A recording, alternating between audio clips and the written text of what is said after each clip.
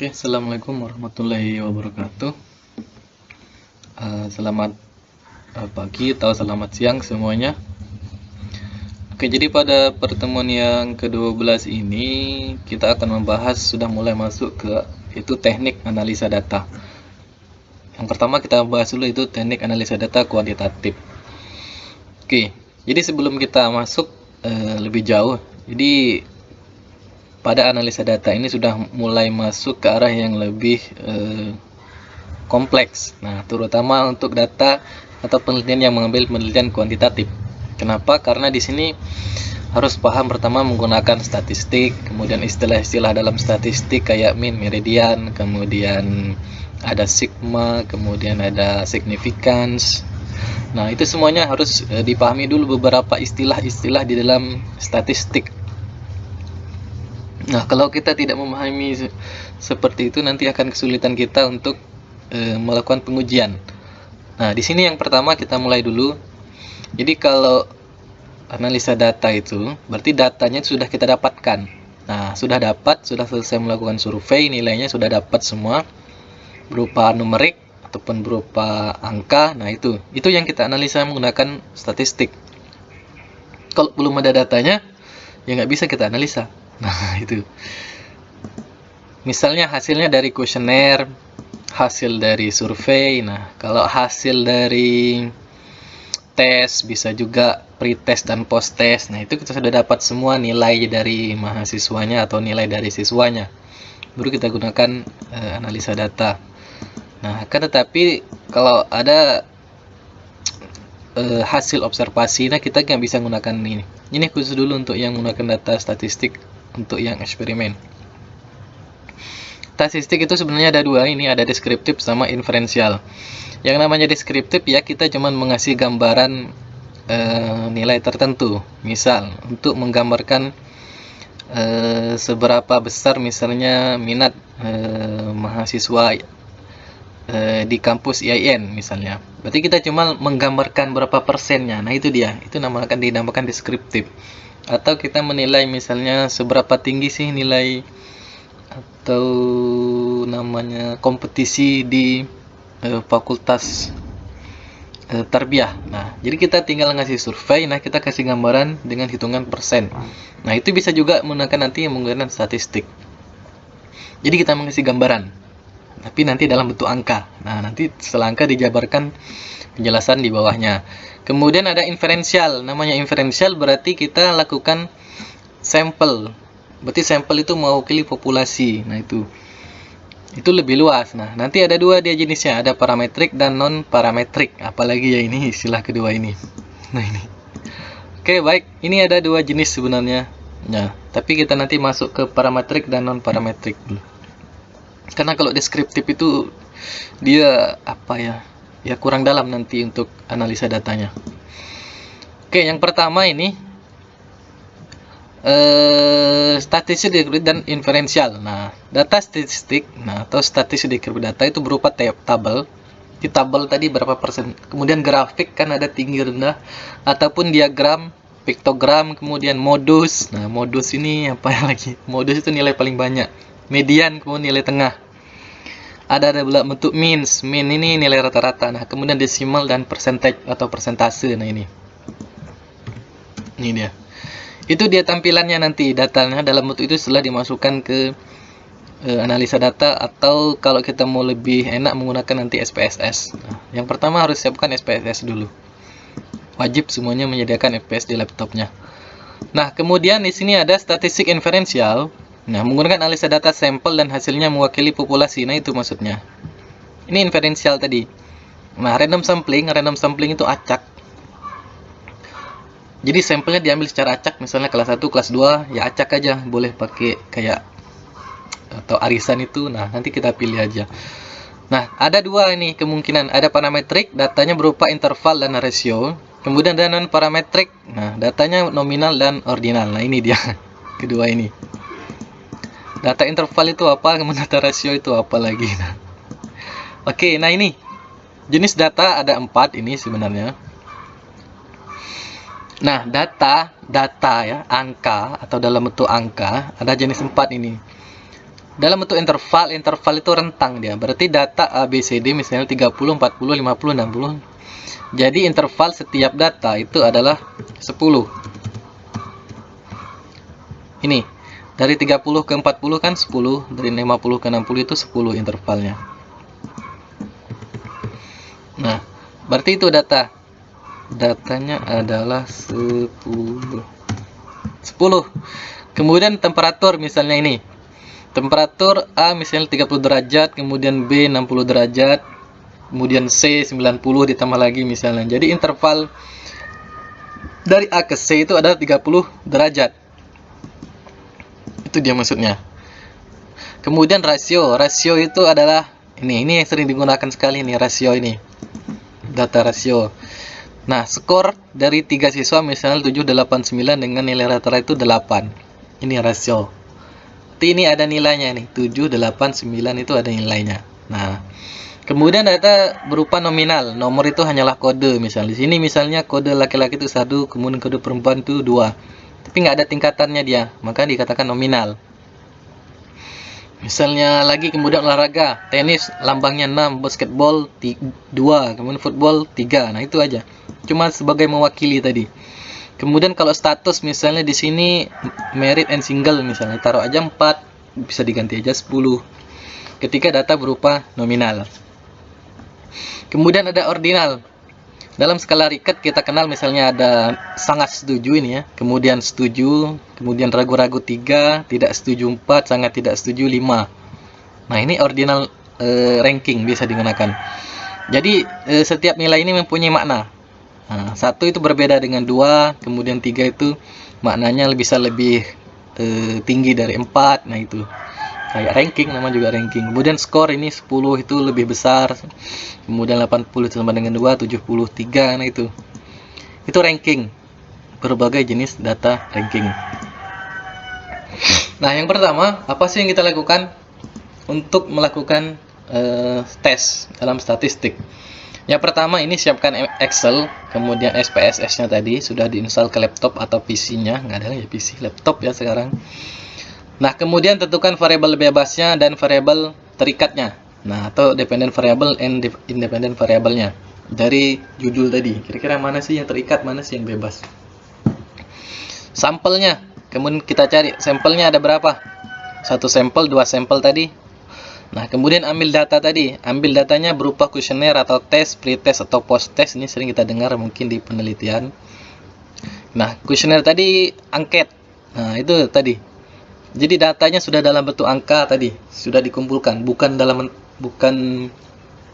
berbentuk tapi sudah kita masukkan ke Excel bentuknya. Kemudian jenis penelitiannya ada 3 ini, deskriptif, komparatif, dan asosiatif. Nah, deskriptif tadi cuma mengasih gambaran, komparatif yang membandingkan antar variabelnya, dan asosiatif yang mencari hubungan. Kemudian ada data test normality.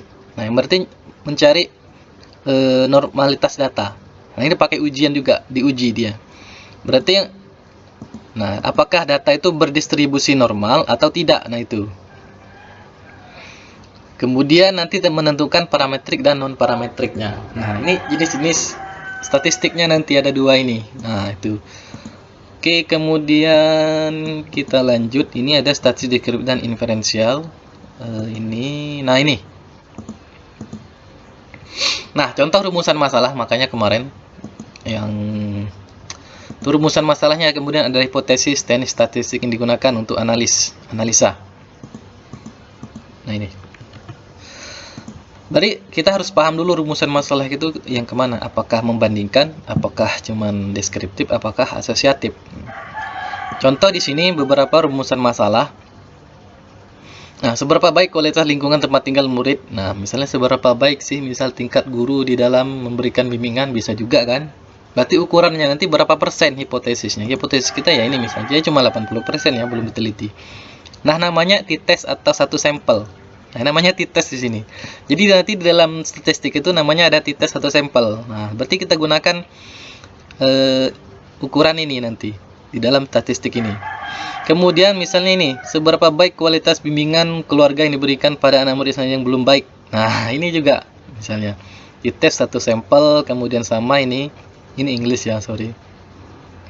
Bagaimana motivasi siswa dalam belajar bahasa Inggris? Berarti cuma mengasih gambarannya, menggunakan angka misalnya.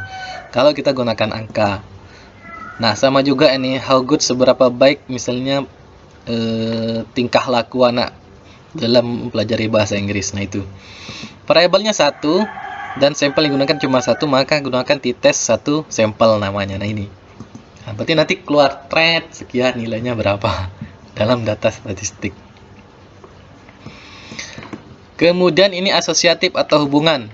Nah, kalau mencari hubungan, kalian sering misalnya mencari hubungan seberapa baik sih misalnya hubungan keluarga dengan tingkat prestasi anak misalnya.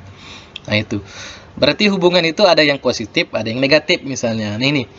Ada hubungan yang positif dan signifikan antara kualitas tempat tinggal dan kualitas bimbingan keluarga pada murid SMA 1 Pangkal Pinang. Nah, mengaruh nggak sih misalnya tempat tinggal dengan bimbingan? Nah, itu. Kemudian hipotesisnya ini, ya hipotesis tadi kan. Nah, berarti statistik gunakan ini, korelasi produk momen dilanjutkan dengan regresi tunggal. Nah, itu apa lagi nah ini? Ini cuman cara menghitungnya menggunakan ini. Person product momen ini orang penciptanya ini. Berarti nanti ngitungnya pakai uji yang dia kemukakan. Kalau mau menghitung secara manual juga bisa, nah kan nanti banyak rumusnya. Pakai istilah-istilah dalam statistik, dalam matematika. Nah, statistik itu ini, nah ini cuma mempermudah kita agar kita tidak menggunakan rumus itu. Jadi kita nggak ngitung manual, tapi ya ada beberapa peneliti yang gunakan secara manual. Nah, tinggal masukkan rumus person product momennya, nanti dia hitung sendiri ya biar lebih puas. Nah, mungkin ada kepuasan tersendiri. Itu sangat merepotkan sih menurut saya, apalagi untuk pemula.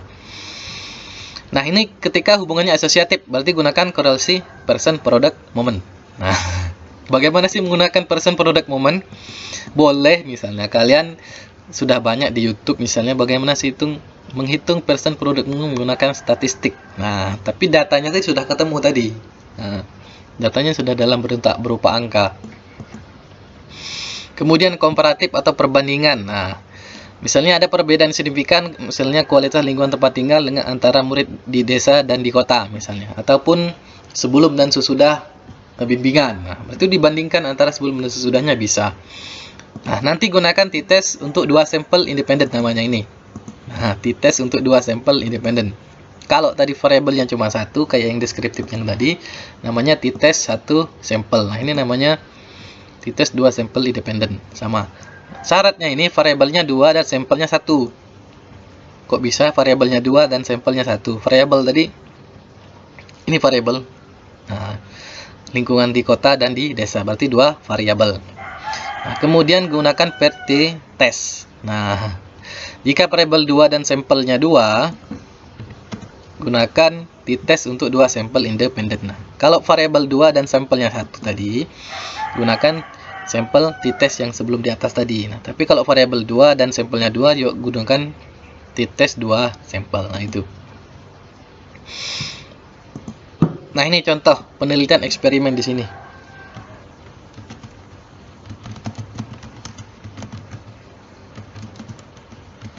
Eksperimen. Oke, nah ini nanti saya kasih ya contoh-contoh beberapa jenis penelitian eksperimen. Nah, pengaruh bimbingan kelompok terhadap motivasi siswa di sini, motivasi siswa di SMA 2 Pangkal Pinang misalnya ini ya. Nah, rumusan masalahnya komparatif. Kalau komparatif berarti membandingkan dia. Nah, ini membandingkan apa ini bandingkannya setelah motivasi dan sebelum motivasi. Nah, itu dia. Nah, gunakan nanti sampelnya grup, ini random group. Nah, kemudian ada pretest. Nah, ini. Nah, berarti X ini melambangkan perlakuan atau treatment. Berarti ini dia ini kayak ada dua kelas. Nah, ini 2 kelas atau 2 sampel tadi. Nah, ini O1 ini misalnya kelas 1, kemudian O2 ini setelah treatment itu melambangkan. Kemudian O3 ini adalah pretest. Nah, kemudian O4 ini post test. Nah, nanti misalnya. Berarti ini yang kedua ini, baris kedua ini tidak dilakukan treatment. Misalnya tidak dilakukan bimbingan, enggak. Berarti kita tinggal membandingkan hasil ini pretest O1 dan O3. Nanti kemudian setelah bimbingan dibandingkan O2 dan 4. Nah, itu dia. Ini namanya sih experimental and control group. Nah, kalau eksperimen itu grup yang dieksperimen, kalau control group itu grup yang dibiarkan, nggak dites. Nah, itu. Tapi kita ambil hasil hasil survei atau kuesioner dari mereka itu. Nah, contoh penilaian berikut menggunakan 2 kali analisa. Pertama, penguji pretestnya dan kelompok treatment dan kelompok kontrol O1 dan O3 menggunakan t-test tadi. Berharap tidak ada perbedaan yang signifikan ya. Kemudian menguji post-test kelompok eksperimen dan kelompok kontrol. Nah, O2 dan O4 ini dibandingkan menggunakan t-test untuk 2 sampel related. Nah, harapannya terdapat pengaruh yang positif dan signifikan antara kedua kelompok tersebut. Nah, ini misalnya. Ini mudah nggak kelihatan ya, kecil misalnya ini. Ini nomor ini ini jumlah siswanya ada 20 misalnya. Tadi misalnya O1 ini pretest untuk kelas 1-nya ya. O1 nilainya ini thread ada berapa ini semuanya. Kemudian O3 tadi kelas yang satunya di pretest semua 2 kelas ini. Nah, kemudian hasilnya ini O2 dan O4 di pretest lagi. Kira-kira ada perbedaan nggak sih? Nah, kalau kita lihat misalnya 70 dengan 50 berarti ada peningkatan ya. 55 sama 52 nggak terlalu signifikan. Nah, itu dia. Nah, nanti pakai rumus yang tadi dimasukkan ke statistik. Nah, akan tetapi sebelum kita masuk menghitung lebih lanjut, kita dulu tes dulu normalitas datanya, apakah berdistribusi normal atau enggak. Nah, itu dia.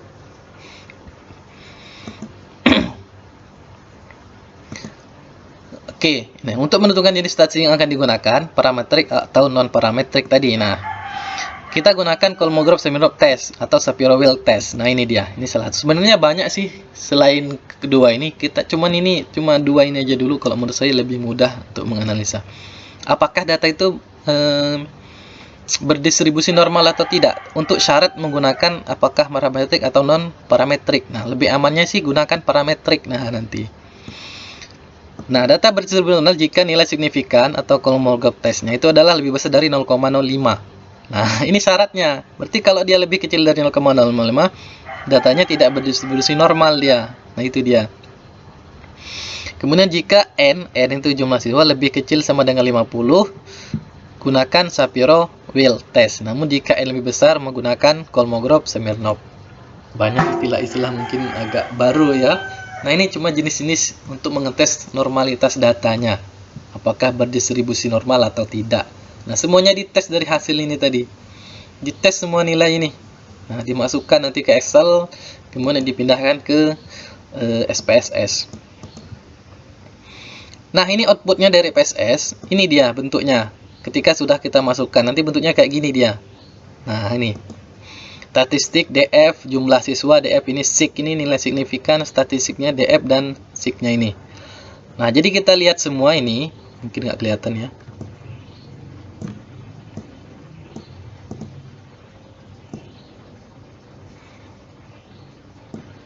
Nah, ini tadi.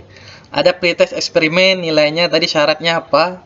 Kalau datanya berdistribusi normal, nilainya misalnya lebih kecil dari ini berdistribusi jika nilainya lebih besar dari 0,05. Contoh kita lihat di sini. Nah, SIG-nya ini. Nah, SIG ini nilai signifikan itu lebih kecil atau lebih besar ini untuk pretestnya. Lebih besar dari 0,05, ini lebih besar. 490 dengan 1112 lebih besar. Dan tabel juga menunjukkan SIG pada Shapiro-Wilk itu 0,490 mana? 0,4 ini dia. Ini dia 0,490 lebih besar dari 0, maka tabel dapat bahwa berdistribusi normal. Berarti nanti kita gunakan statistik parametrik. Nah, ini dia. Ini ada 2 tadi, nama hasil Megrov sama Shapiro-Wilk tadi. Berarti ada 2 digunakan. Nah, ini enaknya. Tapi kalau kalian mau hitung manual ya nggak apa-apa. Sebenarnya nanti hasilnya juga kayak gini. Ini sudah dihitung menggunakan SPSS. Makanya siapkan SPSS dulu untuk mengetahui ini. Inilah sih sebenarnya tantangan awal di dalam penilaian kuantitatif. Banyak uji. Nah, apakah ini lolos ujian atau enggak gitu loh setelah dites. Nah, ada syaratnya kayak gini misalnya. Datanya nanti berdistribusi normal atau enggak. Kemudian hasil datanya itu valid atau enggak, nanti ada uji reliabilitas, ada uji validitas juga sama. Nah, apakah data itu valid atau enggak? Nah, nanti ada syarat yang tadi. Nah, kalau uji validitas syaratnya misalnya lebih besar dari 0,33. Ada di buku yang kemarin kita bahas. Nah, itu syaratnya. Datanya reliable atau enggak sih ini? Kemudian valid atau enggak sih? Nah, itu semuanya diuji menggunakan SPSS untuk mempermudahnya. Data mentah yang sudah dapat itu. Itu tantangan untuk yang kuantitatif. Tapi setelah itu dia enak, sudah selesai ya sudah. Semuanya sudah selesai. Nggak ada perlu lagi muter-muter kayak yang kualitatif harus banyak menggunakan diksi ataupun kata dan menggunakan teori yang banyak, enggak. Nah, hasil apa adanya itulah dia. Makanya lebih enak kalau sudah ketemu hasilnya, itulah yang kita laporkan. Nah, tapi kita harus memahami ini sebenarnya. Cuman kalau paham saya rasa nggak terlalu sulit ini. Karena menilai atau meneliti, menguji apa adanya, itu dia. Itu sih mungkin ini untuk pertama dulu, yang normality test banyak. Nanti ada tes reliabilitas, tes validitasnya juga. Nah, apakah tes ini sudah bagus atau belum sih? Nah, itu dia. Oke, baik, ini untuk sedikit untuk yang pertama dulu, untuk penilaian atau penjelasan sedikit baru awal sebenarnya ini. Berarti bagi peneliti yang mengambil kuantitatif, pahami dulu rumusan masalahnya atau membandingkan atau mengasosiasi ataupun mencari hubungan ataupun deskripsi. Nah, biasanya kalau orang yang mengambil penelitian kuantitatif itu rumusan masalahnya nggak banyak, paling 1 atau 2 sudah, nggak perlu banyak. Karena nanti terlalu banyak rumusan masalah, kita harus menghitung banyak lagi. Nah, itu dia. Yang maksimal 2 lah.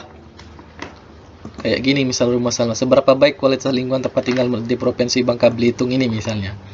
Nah, keduanya nanti membandingkan misalnya di Bangka Belitung dan di misalnya kita terlalu luas kalau Bangka Belitung, Bangka Barat misal, Bangka Barat dengan Bangka Tengah. Nah, dibandingkan nanti keduanya. Berarti ada 3 rumusan masalah nanti dijawab menggunakan tes SPSS ini. Itu berdasarkan survei dengan kuesioner. Itu sedikit, terima kasih. Assalamualaikum warahmatullahi wabarakatuh.